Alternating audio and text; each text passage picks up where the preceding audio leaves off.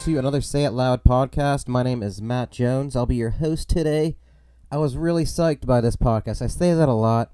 I guess because I am. I'm too excitable. We were in Indianapolis. This was during the Shake Your Bones tour in April. We got to meet up with one of Brett's old friends, Josh Hause. He's in a band called the Hardees, who actually had a little bit of an influence, actually probably a big influence on Brett and his musical interests. This guy's been playing music since 1995, and he's honestly one of the coolest guys I've ever met. You talk about this idea of him being in this bubble of awesome people, and he's really gotten that for himself in Indianapolis, in this music community, in the Hardees. I've listened to a few of their records. They just make whatever kind of music they want. A lot of it is hip-hop, rock, jam stuff, and it just has that soul of a band who just loves doing what they do. We talked about the familyness of Indianapolis. That's what blew me away. It's like everybody there is family. It doesn't matter if you actually know somebody, if you don't, if you're just friends, if you're just meeting a stranger, everybody treats you like family. That was pretty incredible. And, he just welcomed us into his house to record this podcast. I've only met him once, and he feels like my best friend. This did happen. This happened. We recorded this podcast the day after Fair City Fire played at the Slippery Noodle. We were all hungover because Brett's brother Eric fed us rum and cokes all night, but it was fantastic. We had a great time there. We had a great time on the tour. Check out Josh and his band, the Hardees. This was a great podcast. Thanks, Josh. Thank you, Indianapolis. Thanks, Naptown. Oh, the best part I forgot is when we recorded this, the Pacers were still playing the Cavs in the NBA playoffs, and I think I don't remember if it was tied or if they were up, but there was such confidence. That's the kind of energy we're talking about here. That's the kind of love people have in Indianapolis for all their folks. There was no doubt that the Pacers were going to win that series. Of course, now we know they didn't, but I love hearing that in the podcast. All that genuine love. So here we go. Josh Hause, the Hardees, Say It Loud podcast. All right, let's do it, huh? Yep. Hey. Hey, Fair City Fire, Say It Loud podcast. On the road. On the road. Yeah, dude. Indianapolis. This is our first travel podcast. Travel edition. All right. So we've got Fair City Fire guys, obviously, been in the van for a couple days. But we're here in Indianapolis, and our special guest is one Josh Hause. Hey, what's up, y'all? Of the Hardees and of Brett's life. Yes. Yeah. Yeah. So, last night, you guys, so you got the whole band, by the way, Joe, Clint. Hey. Hi. Hi. Strums. We need strums. That's Clint, Brett, and Brian. Yo. Hi. And, so last night in Indianapolis, it was your return to the Slippery Noodle. Mm-hmm. And Josh, you got to see them play. I think you've seen them before, right?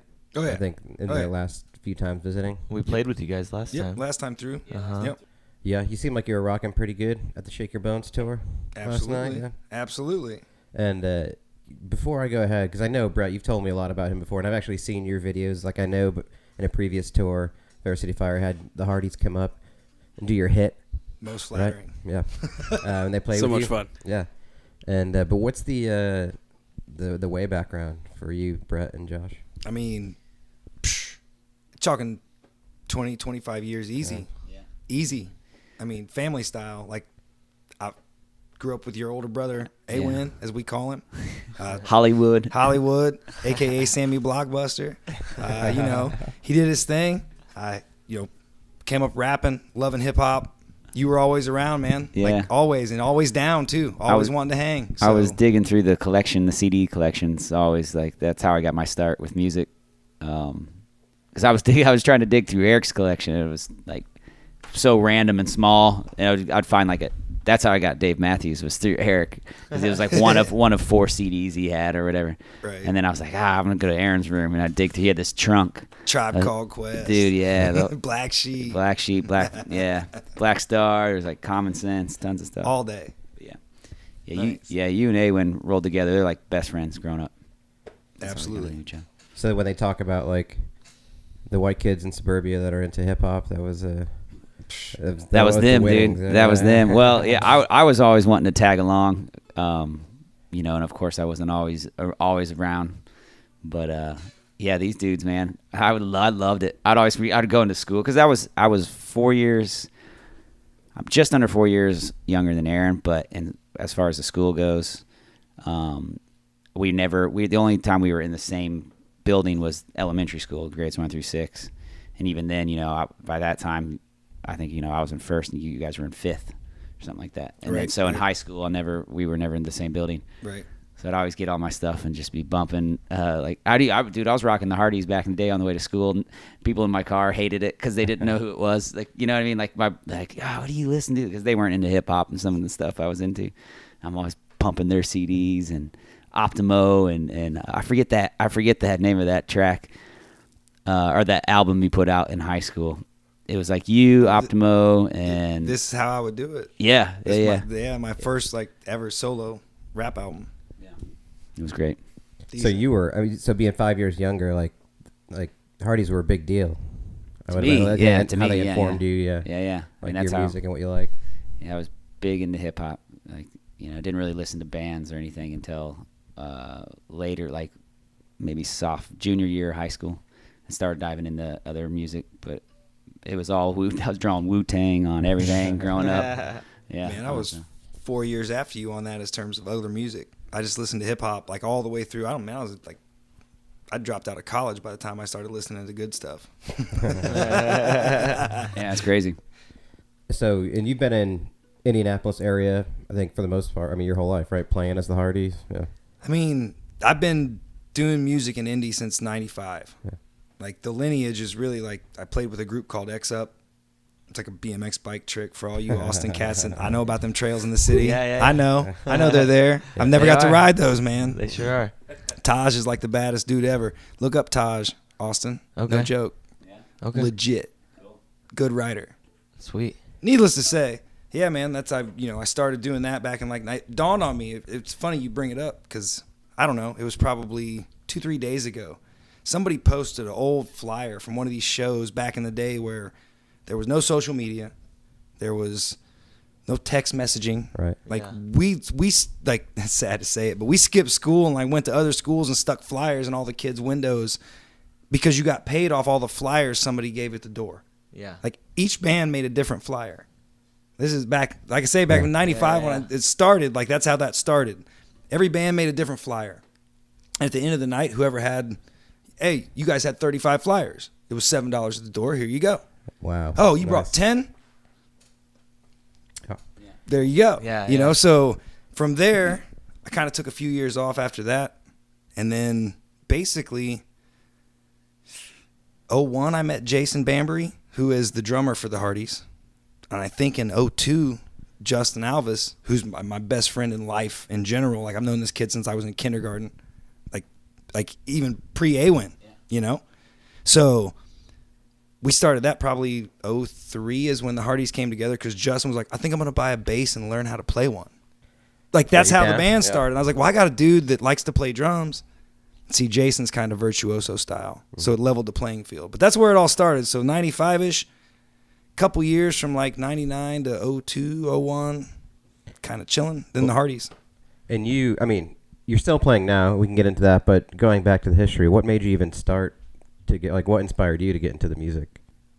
It's funny. Did you just want to skip school and handle flyers? No, because what's really funny is that I was totally square back in the day, man. That was me breaking the rules. We didn't do drugs back then. Yeah. We didn't drink. We didn't.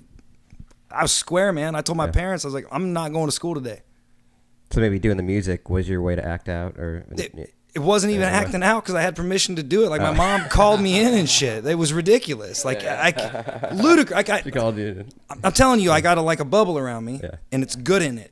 Mm-hmm. And there's nothing that penetrates that. And it's been that way since I started doing anything. Yeah. So it's a cool thing. And then the people that have been around me while I do it, watching, you get to do your thing, It's great to watch Brett do this thing with all you dudes. You know what I mean? Yeah. Joe, Clint, Brian, you guys are sick. It's nice. You're playing the noodle, Thank you. In Indy. Oh, so good. It's a real bar. It's the bar. Yeah. It feels good. Yeah. You know what I mean? Yeah. It's good. It makes you want to kind of like pat your chest and be like, yeah, raise a glass. It's good stuff. Like anytime you guys come through, I want to make sure I'm there. I want to be singing the tunes with you. I want to be digging it. That's how I am. Yeah. Like it's awesome to see it. So yeah, man, that's So music, I mean, to me, I mean, it sounds like that's your community. Like that's who the people you want to be around. So that's what drove you to keep doing it. well, and above and beyond that, again, I've been fortunate enough to be around great people, not only musically, but just as human beings. Like there's shady cats out there. Everybody in every town knows a shady cat. I've been fortunate. I've never run into one. I'm not around them. They don't come around me. Everything's just good in the music scene here. Indy's got a good one, man. It's neat. It's cool. Yeah, you got a good scene here. I mean, this coming from your basement, that's all tricked out. I mean, I know you just moved in, but we got like the music room going here. Got the corner house with awesome yard and kick-ass garage. Like Front swing in the tree. Yeah. Like, yeah. Oh, yeah. You're living the life. Gotta Yeah, have yeah. 'em, man. Yeah. Oh, true. that is kind of that indie thing. I don't know what I was expecting. I mean, I've been to Indy once before, but it was a real quick like business trip. I'd never seen kind of the interactions of people here. When last night at the Noodle was pretty awesome because it's a family thing. But I couldn't tell exactly who was related or if they work because everybody acts like that to everybody, even if like you're not related. Yeah. Yep. And so that's what strikes me as like a authentic indie type of thing. Like I don't get it, like how you guys are so nice to each other. It's weird. It's like calculus to me. Yeah, it's like It's super funny you say that. Yeah. So recently, I just mentioned it to you dudes in the garage, but I've been playing bass in like this country group, right? And we had a lead player joined, and he's down. He wants to be there every Tuesday. He wants to rehearse. He wants to get better. He wants to learn the songs. Sweet, man. We finished the first practice, and we walked out in the garage to like have a beer and chill and talk, And he's like, man, like you guys are all nice to each other. Like he said it. He was just like, it strikes me as odd. And it's like, well, man, before I can play music with you, like, man, I gotta want to be in a room with you for 2 or 3 hours. Like, I can't even play music with you if I don't want to do that. Yeah. That's just in a nutshell, musically, lifestyle. That's how it is here. You're around people that you want to be around, and you can put yourself in those positions to maintain it.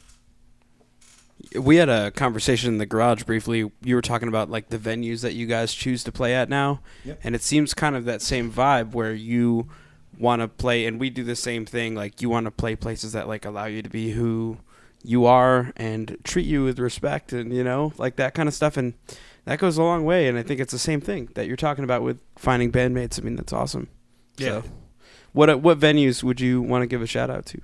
Oh, shoot. First and foremost, you got to go Grill Bar in Franklin, Indiana. It's a little small town. It's a dive bar. It's kind of like something you'd be in on like the strip of, Nashville, Tennessee, where you guys were Friday night. Yeah. It's like that. It's like a little slot bar. They're very, very good to us. Mashcraft Brewing, which we just did Friday night while you guys were in Nashville. Wish we could have been there, man. That sounded awesome. The asses to elbows, man. Yeah. Asses to elbows. It's That's one of awesome. like the greatest type rooms you can play. And shouts to the Pacers, man. Like they did the damn thing. I couldn't get over it. We like cut a song, like end a song, and be like, what's the count? we had one dude posted. Yeah. Like he took responsibility for it too. In like the first quarter, That's awesome. just scores all night long. It's like right on, man. it's cool, and I would imagine for you guys being in Indiana, like it's cool when you guys are good at basketball. Like you're good at the thing you're supposed to be good at. It's That's nice. pretty nice. It's nice. It's nice. It's nice. It's nice to be on the other end of the stick too with like a trade. You know what I'm saying? Like OKC's struggling. Yeah, dude, Oladipo Yeah. Sorry, I had to. might be one of the best players in the league now, man. I hope, man. It's about consistency. I could go down an entire basketball rabbit hole with you, but I won't. But if this kid can keep it up, like, agreed. That's my favorite. I love the positivity also in town about how like the Pacers are gonna win the series. Like like nobody's worried. Like everybody's confident about it. Like I haven't heard anybody say anything close to different than that. Yeah. It's like funny. Other cities seem to have like they're gonna fuck it up. Yeah, we're worried. Yeah. It's like. But like, man, everybody here, it's like they're gonna win. It's gonna happen, and it's awesome. They're playing LeBron, Yeah. and they have, and nobody seems worried at all that LeBron's just gonna come back and it's awesome. And I love that. I love the attitude, and I agree with it. I think the Pacers are gonna win. Dude, Victor he's special player. Like this year too, because we were talking about my brother Eric, works for the Pacers, right? So we always chat over the phone and stuff about it. But yeah, man, I think they're gonna pull it out. I think they're gonna win tonight, take it back there, and take it in Cleveland. It's gonna be fucking awesome. Cheers to that, love it. Dude. The last time we've Cheers to that. Yeah. Last time I've been excited about Pacer basketball, was the late '90s, mid to late '90s. Like 2000? Reggie Miller, 2000, Like yeah. the championship run that we fell way short on. Yeah.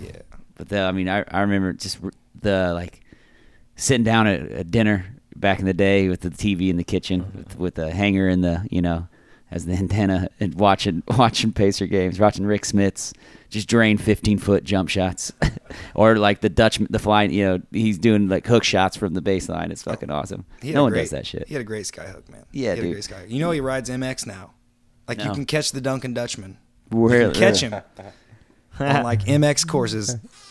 Our bass player Justin, man, he rides these motocross courses on Sundays. gotta Does he so just weird look with- ridiculous? yeah. Yeah. Oh yeah, oh he's huge. Yeah. It does look ridiculous, but it's Rick Smits. What are you gonna do? Yeah. If you, Is he still wearing his socks up to his knees?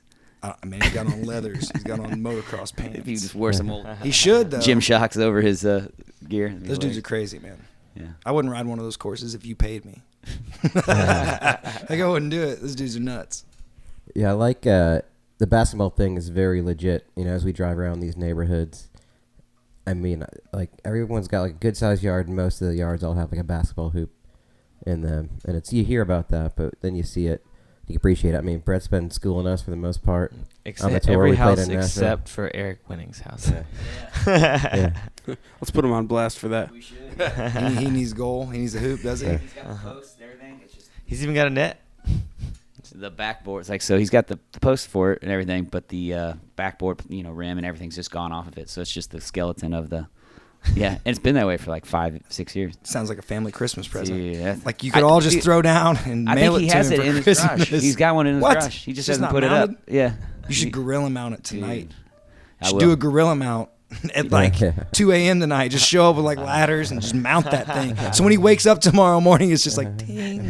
That'd be It awesome. would be the greatest. Christmas in April. As odd as a gorilla mount sounds. Yeah. That's true. Could you bypass it? Could you get on some spy shit? Like change it. Change the wires on the camera. Black Dude, it out. we were out front just a minute ago before we came over here. We're playing washers and bags and stuff, Right. and he's got cameras, and he texts me. He's like, "Get off your phones and start doing yard work," and he sends a picture of us, So I mooned the camera, and he Right. screenshotted me mooning the camera. Nice. Like, yeah, you asshole. Nice. Take that. Yeah.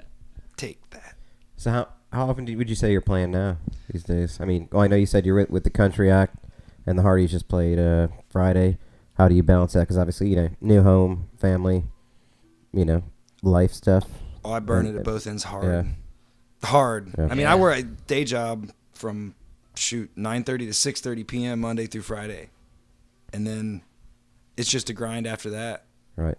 But that, I don't know. The Hardees are doing 8 to 10 shows a year at this point. This new little thing I'm in, White River Rambler, they're going to be pretty fun. Got a David Bowie tribute going down Hell May yeah. 4th at Radio, That's awesome. and this group called the Goblin King, where I'll be dressed up like a giant baby. You can actually see the mask over there if you look at okay. it. That's my whole outfit over there. I'm baby Toby from Labyrinth. Oh If my you haven't God. seen Labyrinth, get hip.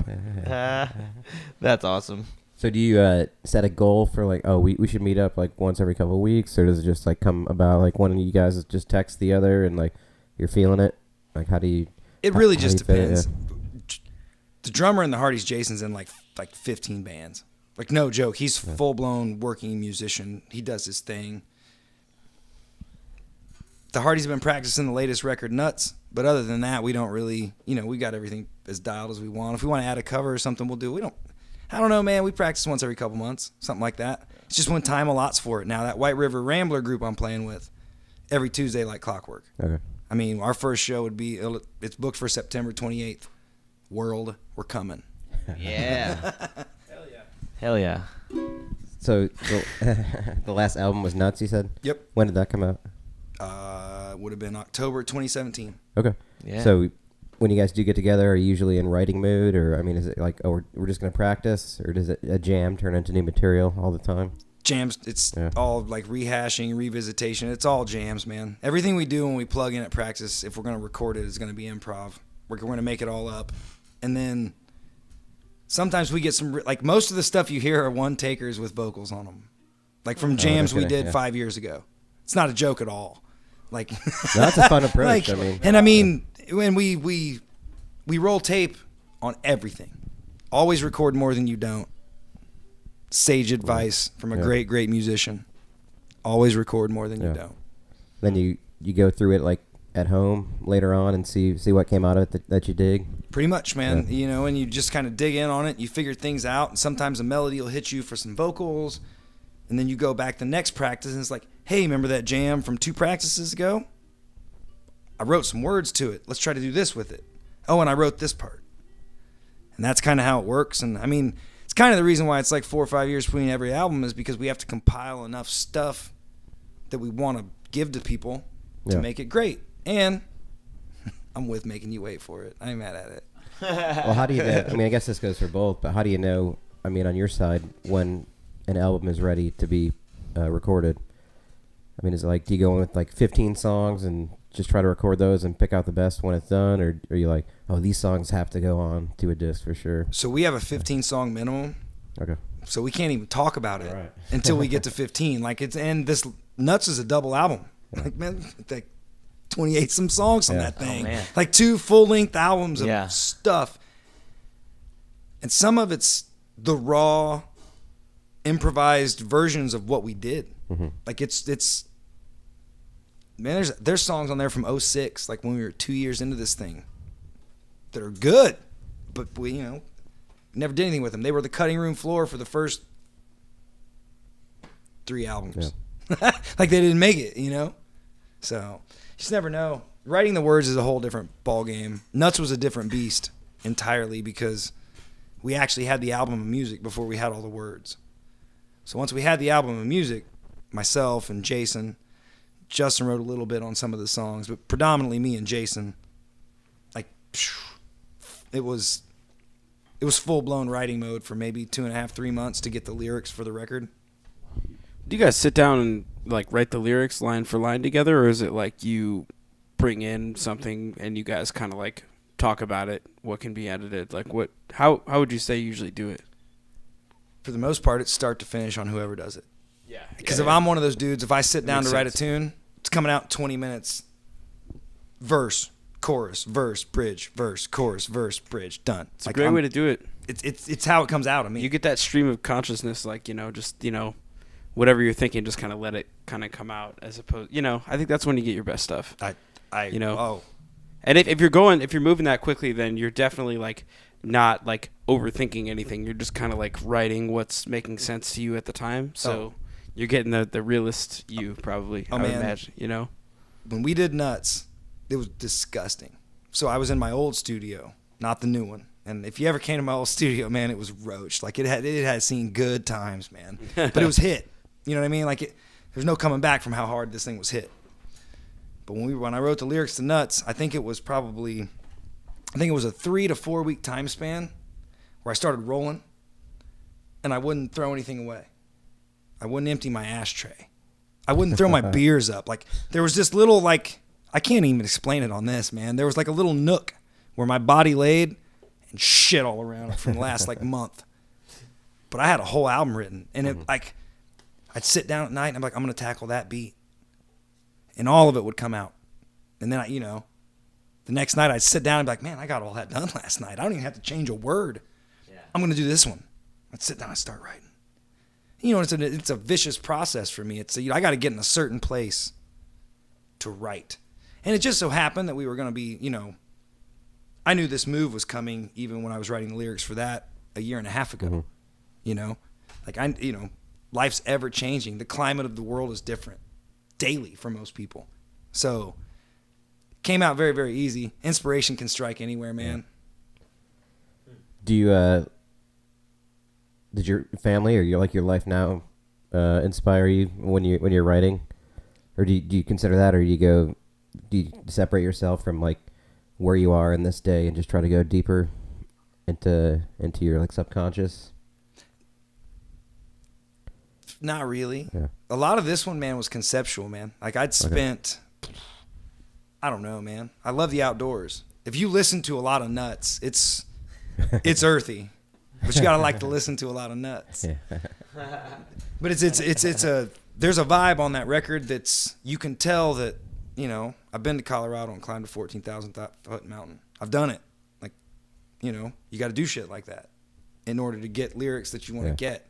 But I've also been standing on the corner talking to two of my buddies at work at lunchtime about a strip club and written an entire song off that. It ain't that deep, but just the way it comes out. It works for me. But just doing stuff. in terms of wife and child as muse, not so much. Clever quips in the tune between like my wife and myself that she'll probably never get. They're in there if you really try to find them. Yeah. But that's just me venting. All right. Yeah, I mean, I would say that's like really good, you know, advice for songwriters that might be stuck on something. Just go out and like live, do something that you really want to do, and then it's like, you know, be inspired by life. You know, take a chance on something, and especially if it goes wrong, it's gonna be great for songwriting. What is it? And then the idea of like Colorado and nature, maybe because it's easier to disconnect from everything around you, but you can get into yourself, you know, and like go to a place you didn't think you could even be inspired to go to when you were at home, like just sitting at a desk or something like that. Right. Do you ever write songs from like imagined perspectives, or is it always based on stuff that actually happened to you? Like, do you ever put yourself in someone's shoes and write a song like that? Oh, totally. Cool. Yeah. Elegant Sassy on Nuts, man. Check it. Cool. It's a whole other person's perspective, like completely. Yeah. I like to do that. Some of it's first person. Like to your point, you know, our album, our 08 album, Puppy Love. There's a song called Relic on it. And it's about my 14,000 foot mountain climb. And it did almost kill me. I barely made it out of the woods that day. Yeah, really? It was gnarly. What happened? Man, we spent 4.5 hours going up, and like an hour and 15 minutes going down. I don't know if you know anything about altitude, but that sucks. It's not good. But yeah, I get out of first person a lot. But I'm also in it a lot. Because you got to think, we rap a ton. And I mean, I'm first person as can be. I'm the best rapper there ever was. Like, that's what rap is about to me. Yeah. You don't rap about much else but how good you are at rapping. That's the school of thought I come from. So that's mostly all first person. And pointing fingers at other people about not being good rappers. Because there are some whack rappers out there right now. Like who? Can you name some? I mean, if you want me to throw fire, I will. I mean, we could go down every like number you want, but I got no business attacking these dudes. They've made it. No, I'm just some Johnny in a room that hasn't made it yet. You know what I'm saying? Yeah. Like, so as much as I think, I see what you're doing. It's also not about me. I will tell you about rappers I love. Yeah. You know what I mean? I think, here recently, as weird as it's going to sound, like Action Bronson rips it.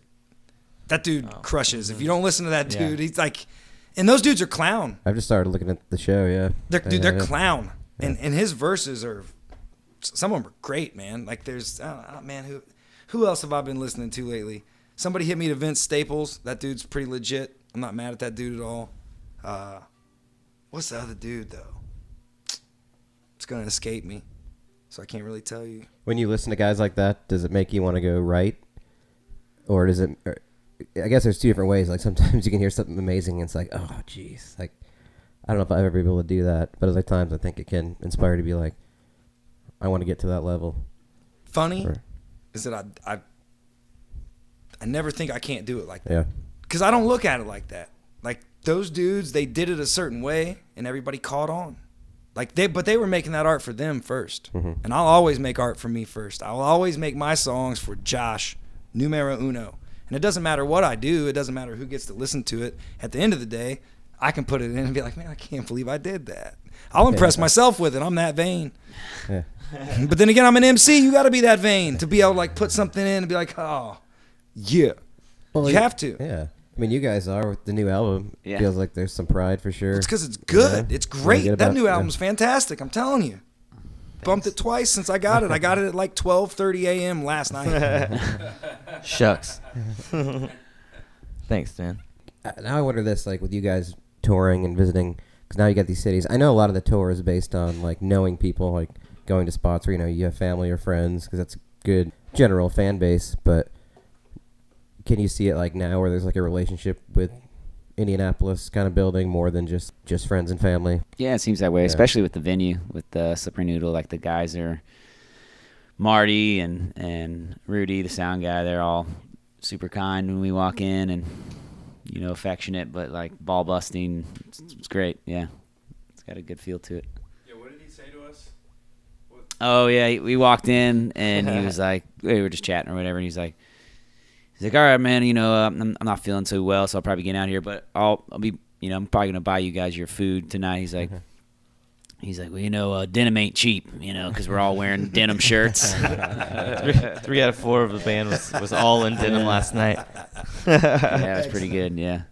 Yeah, there's that friendly vibe for sure. I mean, I guess I'm circling back to the beginning, but I mean, I just met pretty much everybody there yesterday and saw some of them. We hit up what's it called again? The Roscoe's Tacos today. Roscoe's Yeah. Tacos. Which is like the perfect hangover. That sauce, though. food. Yeah. Which Cincinnati, one? Cincinnati Which one'd you go? City Slicker. You went City Slicker? Yeah, You got to go that's my Texas stuff. Brush I Fire, did man. That's where you that. got to start. I did that and smoking. And if you get much higher on it, like if you get much, like I don't even ask for the stuff behind the counter, man. It hurts. Oh no. It hurts tomorrow. I did the Too Darn Hot. I think it was how That's Yeah, the smoky one. That's smoking. Smoking's good. Smoking's Yeah. good. So they got lava and tonsillectomy. Yeah, I saw those. Yeah. You don't want any part Nah. of those. I don't want to No. hurt. Yeah. I don't like it when the picture is the picture of the guy so there's like Roscoe on the picture of these bottles that show how hot it is, and so it goes from from no flame to lava is just a charred skeleton. He's just in a chair, and it's like I don't want any part of that at all. That's great. And I guess that's my long way of saying, like, I met these people yesterday, and they came in and met us there. I mean, I think it was all your family, Brett, but they came in, like, all friendly again. Like, it was, oh, good to see you again. It's like, this is the second time I've ever seen you. But they're treating it like they would, like, welcome you to their house for sure. I felt for that no way, reason, yeah. from the first time we played in Indy, for sure. Yeah. And, it's like it even felt a little bit like that in Nashville, too, more so than in the past, because the first time we played in Nashville, it was like such that we were like strangers entirely, beyond like Brett knowing his buddy Hamill from growing up here. But See, tour farts. Brett, tour farts. tour farts are a very real thing. The van already smells. Yeah. But yeah, but it's cool. You keep coming back to the same places. It's just you build something, and that's the idea. And I think there is something to that for sure. What about so it was a really good crowd, especially in terms of their interaction and like being into it, but it was also like a sitting crowd because it's set up in a dinner style. Yeah. Does that matter to you? I know at one point I got up with a couple people that wanted to dance, but does it matter for you? If people are sitting, can you still like feel the vibe if they're into it? I mean, yeah, it's you could feel it a little bit. It makes a difference though. I mean, if people are like up to the stage just like staring at you and rocking out and going like that's a very different feel than like we're sitting back enjoying some beers and talking to each other, which is fine. I want people to have a good time, like, but it's like there's for sure, it's undeniable, like there's a different feel, like at Stubbs, for example, you know, when people were like, at the front of the stage singing the words and like just going crazy. I mean, that's a huge that's the dream, I think, that's what you really want. But as long as people are loving it, or at least digging it to some extent, however they're acting is great. They gotta eat their buffalo chicken sandwiches. They're damn good. That was, man. For like, they had some of the best bar food I think I've ever. Like, it was, these plates just kept coming out, and I was like, wow, that looks good. That looks good.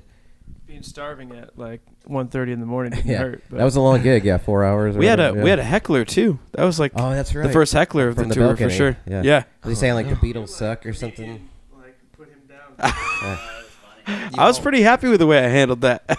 Well, so It felt I think good. you guys were. I Playing, watched a lot of Bill Burr. Yeah, you're playing Zombies. Yeah, or you're playing playing Time of the zombie Season. song, and Some dude from upstairs said the Beatles suck. Or what Yeah, did he he's say, like, something the Beatles suck, and then I think he said fuck the Beatles too. Oh, yeah. Which is it's a completely inappropriate thing to say, anyways. But the thing is, here's the thing. True. Here's the thing, though. We weren't playing a damn Beatles song. Yeah. At least get the band right. So I had the perfect way to just get at him. I was like, what did I even say? I was like, Yeah, he said something like, "Hey, that's the Zombies, buddy." Yeah. Yeah. You got the wrong artist. Yeah. yeah. if you wanna And make fun then of- and then Brett chimed in with like, yeah, if you're gonna heckle, like at least heckle like right. Yeah. And then we were playing like "Come Together" later, Yeah, right? you So did yeah, because you were like, then this one is a Beatles song. Like, it's for you. Or like, take. I was like, So you're you're basically like, suck it. you're gonna learn something today, man. Yeah, that's what he said. Yeah. That's awesome. He left Awesome. without saying anything. I saw him walk by. He didn't say Oh, anything. for sure. I Yeah. bet. He crept. Yeah. Yeah. That's what's gonna I try to happen use if the you- back that's what's door. gonna happen if you do that. Like I was trying to get at him, but I wanted to keep it light, Yeah, of course. You don't want to Nobody wants to get uncomfortable. Yeah. Right. So, like that shit does piss me off, but it's like you can't not gonna ruin the like show. you can't come back at him, Yeah, yeah, Not yeah. in like an angry sort of Yeah, way. right. Yeah. It's like at the end of the day, most of the people in the room are really enjoying it. So if one guy has something shitty to say, it's like, well, like just leave. well, you there know? always be. I mean, It's just- in those situations anyway, No, it doesn't. Don't do that to yourself, even. Don't do that to yourself. Yeah. It doesn't pay Yeah. to be angry. It does Yeah, not. it doesn't. Public service announcement. But it's hard to avoid that sometimes. If somebody's just kind of unless being you're a dick. Josh, who can avoid it. He's in the bubble, right? I would love It's to know not how true, you though. manage that. It's not true though. Well, A, it stays pleasant in here, and I keep it that Yeah. way. Yeah. But B, we got hired to do someone's 40th birthday party. They asked us to learn a Bob Rock song. For those of you that know Bob Rock, it's Kid Rock, Bob Rock. All First right. name's Robert. Some people don't know. I didn't know. Our drummer didn't know. I like I said Bob Rock, and he was like, "What are you talking about, man?" I I thought was it was like, something in the producer. I was like, "Yo, it's a I Bob know Rock that- song, dude." Well, anyway, we got asked to do a Bob Rock song for this lady's 40th birthday, of which she paid us up front for the gig. Like, we were hired to be there as the Hardees, not a cover band. Halfway through the first set, if you've ever seen our sets, if you ever do see our sets, you will know halfway through a first set that we're not the bands you walk up to and be like, "Do you know AC/DC?" We're not those dudes. We're not. What we proceeded to do, like an a cappella version of Big Balls, we did the whole thing. I've got big That's awesome. balls. All I've of it. got big balls. Yeah. Well, at the end, we've got the biggest balls of them all. I kid you not. All 50 people in that bar, or 60 people, the lady that requested it included, had her fist clenched going, "We've got the biggest balls of them all."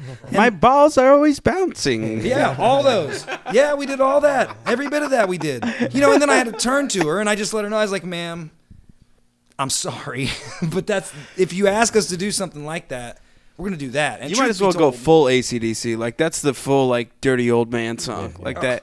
Yeah. Like Well- they've got that vibe, and that was it. That was like the peak of that vibe. Yeah, man. Well, and Lyrically, again, speaking. Yeah. drummer Jason just is fresh off a AC/DC tribute, of which he did yeah. that whole album front to back. So it was fresh in his mind. Yeah. But and I also had to tell her, like, "Hey, man, you asked us to play a Metallica song too, and frankly, I don't have the chops. I'm not even gonna lie to you about it. yeah. I can't play that. Like, I just can't do it." Yeah, yeah, yeah. Well, how do you? I mean, you've experienced it before. Like, how do you balance trying to like keep it like friendly, but like, no, I don't want to play that because that happens. I know Brett didn't do it so Brett- friendly one time. Brett's but yeah. not the But other best than that, at handling that. I wouldn't say. He might not be so diplomatic. Do you want to tell the story, Brett? Yeah. Dropped a hammer on somebody, Okay. did you? The short story is well- just like It's just basically for when people ask for shitty covers and they're just kind of like shitty people, or just, even though that particular instance probably wasn't so deserving, the one I think we're thinking of when I told some drunk college girl we're playing on 6th Street came up and said, play Wagon Wheel or something, something just terrible. Okay. And we're just a rock and roll band. We've been playing like 2 hours of like, either Chili Peppers or Black Keys and our own stuff, and we've been drinking well liquors all night for free, and I was just like, "Fuck you, no." Yeah. Sometimes they have it coming. Let her down easy. Yeah. I think it's just more like the situation, because there's a lot of times Brian and I do it full time, as the duo and with another trio as well, and in those settings when we're not Fair City Fire, it's kind and polite and stuff, but when we're Fair City Fire, when we're ourselves, it's like I'm just gonna say what I normally would say in this situation. Fuck you, no. Yeah. How many? It was perfect. I would never ever say that, and I'm so glad that Brett did, because I would never be able to do it. Yeah. Are people ever like just okay with it? I feel like that interaction can never end well. Like it's either like if you either do it, or if you can't do it, you make somebody really bummed or angry, or they walk away upset. I feel like I just came up with an idea to handle that situation. Okay. So what you do is basically they come up and request, I don't know, Don't Stop Believin' or something, and it's as long as it's something like real, like basic bitch like that, they come up and request that. You hand them a list of songs. You're like, we don't know that song, but here's a list, and it's like all songs that like don't really exist. That's not a bad idea. Like made up artists that we've been coming up with. Yeah. I think it's great. Oh my Or gosh. just play it. If you don't know it, just play it the best you can. It's like, don't stop believing. Just play whatever chords you can think of. Like you could have a message in there where it's like stop by We Don't Play That. Yeah. Oh yeah. It's a In the list, like a song list. Excellent. You probably shouldn't be here. Yeah. By Cheesy country song Yeah. by Kenny. There are so many other bars in the city. Go home. Bye. Yeah, See yeah. you later. Don't take care. See you never. You're the worst. Fair City Fire. Yeah. We should write a song It's about just those. a list of 500 Fair City Fire songs that don't exist. Here you go. Here's our list. Excellent. Fans first. Fans first. Well, of course. How We about, love you, fans. and what's the balance on the your approval rating for happy birthday requests? Like, it's somebody's birthday. Sing him happy birthday. What's your batting average We on that? we haven't had that too much at Okay. Fair City Fire shows, I don't think. But when it happens, we do it. It's your birthday. It's a special I day. sing happy birthday. Yeah. I'm gonna get dark for you for a second. Okay. I'm gonna take this to the whole other spectrum. We're going outside the bubble? Oh, dude. Yes. All right. But I'm playing music, so these requests I can tolerate. Yeah. I'm not kidding you. I get more. My buddy just died. Oh. You guys are fun, man. He'd have loved you dudes. I get more of that than I ever get somebody's birthday. And I don't know these people. These are random people at bars that walk up. And that Big Daddy show where that lady heckled us, she also bought me a shot after we did the a cappella version of Big Balls. She brought me a shot. So I was like, we're cool. That's awesome. Thank you. Right. Same dude. He's like, my buddy Clifford. I don't know Clifford. But yo, this song's called Blap, and it goes out to Clifford.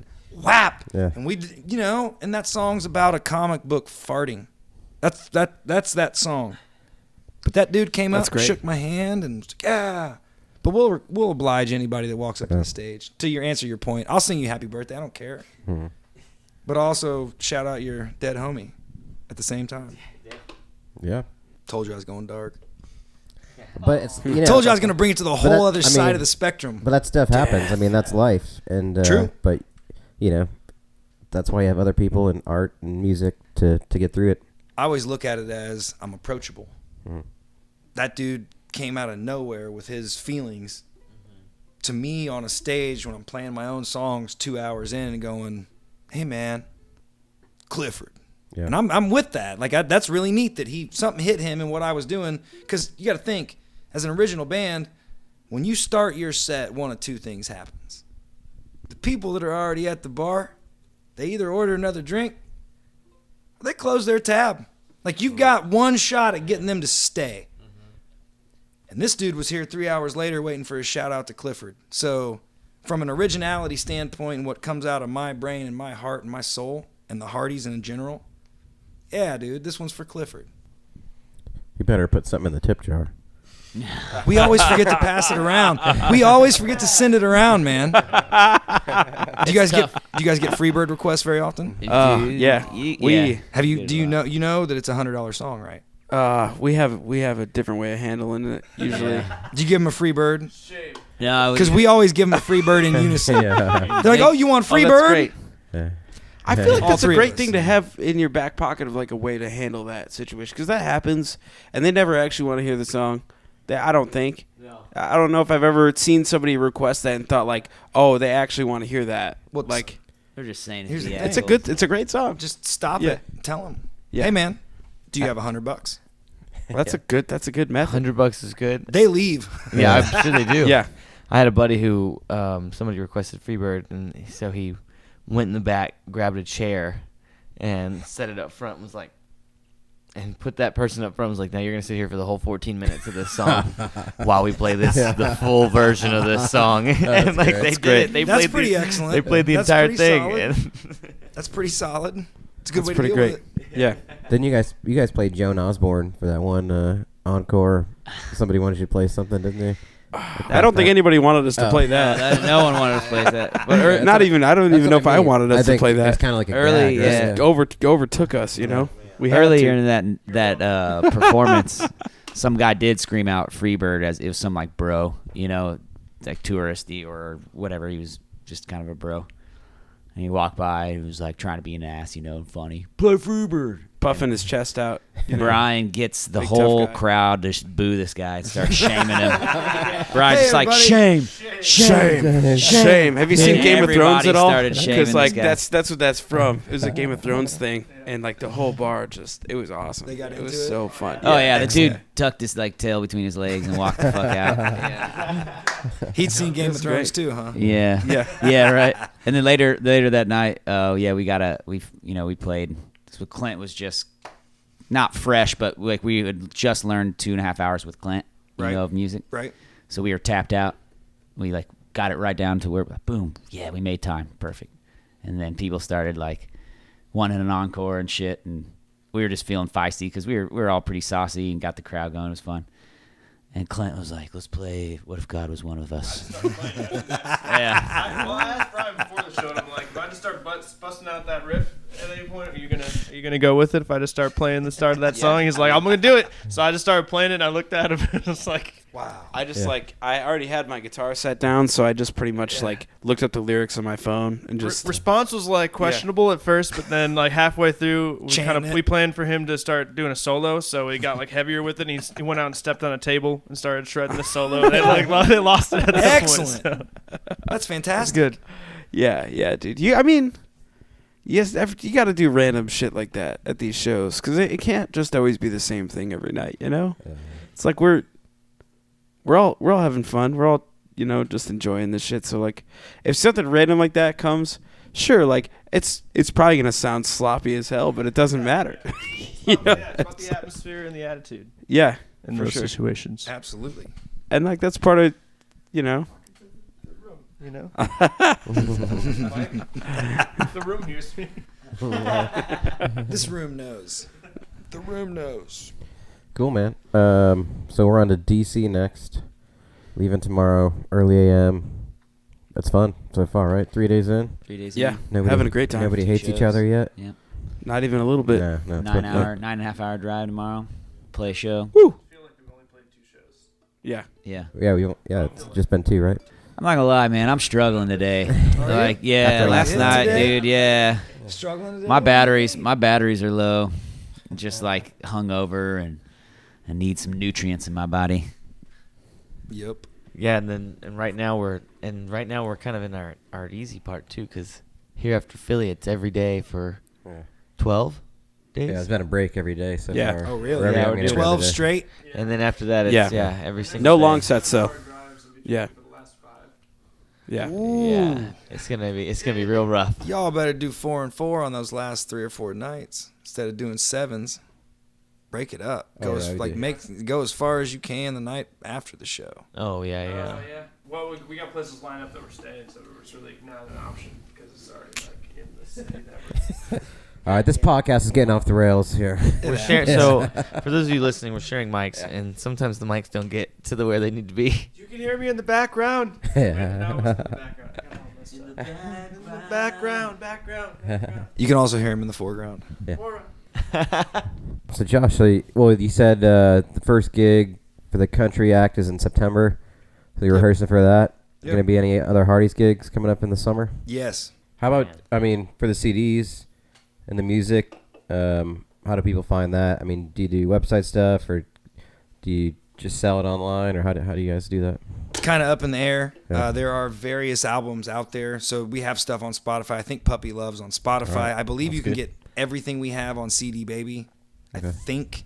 The first, second, and third albums are also on iTunes, I think. It's hit and miss. Nuts is kind of hard to get. Not sure why Nuts is hard to get, but it's hard to get your hands That's not on what Nuts. she said. Oh, I take that back.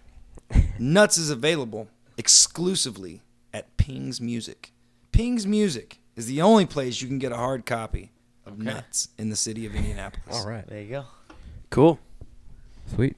Do you think they would carry Shake Your Bones? How do we do that? How do we? If you left a couple Shake Your Bones with me, I Hell could yeah. get them to Ping's. Let's do it. Let's do it. Yeah. Cool. Go Let's do support Pings. Hell yeah. Sounds like a cool place, man. Yeah. Greatest. Guy does all my guitar work. He does all my setups. Legit. He's in a group called Midwest Contraband, which I believe they have a new album dropping. I'll give a few shouts to some locals, man, but, those dudes and Dudette, his wife Shauna's in the band as well. Johnny, Shauna Ping, great people. Ping's Music, Midwest Contraband, loving them dudes. Yeah. Cool. Sounds like the Indianapolis music scene is happening. Alive and very well. Alive and very Excellent. well. Yeah, it's fun to take part in that and see it. Yeah. Any last words, gentlemen? No. Thank you. Onward. Thank you, Fair Thanks, City man. Thanks Fire. for- Thank you, Yeah. thank you, thank you. Yeah. Thanks, yeah. man. Thank you. That was thank awesome. you. I mean, when it's cool to see at the show. Like, you definitely brought some energy. I think. It seemed like you knew a lot of people there. Shaking hands, hugging, but getting into the tunes Kissing makes babies. it fun. Yeah. Shaking Yeah, man. hands. Try to do some of the politic work for y'all so you can take a proper set break. Yeah. Try to Yeah, shake yeah. a couple hands. Yeah, you might even sold a deflect couple a little t-shirts. I bit, think. move Yeah. around. There you go. Do what you got to do. Cool. Thanks, Josh. Thank you. Thanks. Peace be the journey, gents. That's too Thank well. you. That's too well.